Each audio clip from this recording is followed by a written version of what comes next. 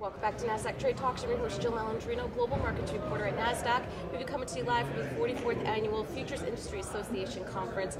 Joining me on set, we have a double dose of TD Ameritrade, Steve Quirk and JB McKenzie. Probably one of the more entertaining hits that we'll be doing all day long, but you know what, it's exciting what you have going on over there. Retail investors are increasingly turning to futures and cryptocurrency. No, absolutely, Jill. What we've really been seeing is that increased interest, and whether it's trading products such as the Nasdaq or the S&P, but also seeing where does crypto fit in their portfolio.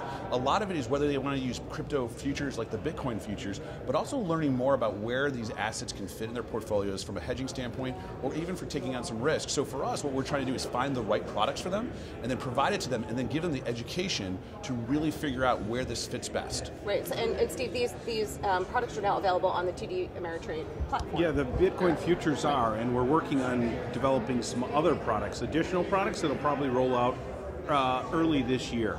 And in addition to that, as JB said, I think what's really important, and you feel it from the crowds here, is just a thirst for knowledge around cryptocurrencies and how they can become an integral part of people's portfolio. I think what's exciting about FIA 2019 in particular is that you're starting to hear that conversation about adoption, interoperability, platform ecosystem. So it sounds like all of the things that we've been talking about over the past 4 or 5 years, whether it's the technology, it's starting to get implemented on these platforms. Absolutely. I mean, earlier today you saw in the exchange leaders, the number one thing people were talking about was where does cryptocurrency and digital assets fit within the futures world. So the more you're starting to see companies come in and talk about custody, talk about trading, bringing blockchain to help make it a more efficient process, that's what you want to see. That's the evolution in this marketplace. And from our standpoint, we're really excited to see where this goes and where investors can start to access these markets. All right, and Steve, are you hearing investors ask for education around cryptocurrency? Because it's still hard to wrap your head around this. It is. It's actually one of the primary things they're looking for. So in advance of having products, we have,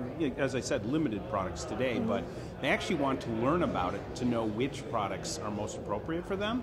So we would see a 5x on anything related to crypto or cryptocurrencies, blockchain, in terms of number of viewers of our education as we would for any other education. Because JB, I remember in 2017 when we were FIA Chicago, you were saying, going back to futures on options, yep. That's going to be really key for TD Ameritrade clients, particularly the younger ones, who they're going to options and futures almost like catapulting over stocks. No, absolutely. A lot of it is the tools that have been coming through in the platforms, the ability to use options and then putting it into options on futures. A strategy, a strangle is a strangle, a straddle is a straddle. It depends on the asset class, and what they're finding is they can utilize futures, specifically the index products, right? A lot of FANG traders can use Nasdaq as a hedging opportunity. And the fact that you now have so much more selection, you have everything from Monday, Wednesday, and Fridays, to monthlies, to quarterlies. You have a lot of options that let you figure out where they can fit with your portfolio. So the adoption has really started to pick up. And so from my perspective, I'm very excited about where this can continue to grow and what's sort of next coming out from the exchanges. That's what we need, options on crypto. That'll be pretty By the way, interesting. those are coming. Yeah.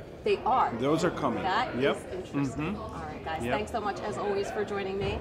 And thank you for joining me throughout the day. I'm Jill Malandrino, Global Markets Reporter at Nasdaq.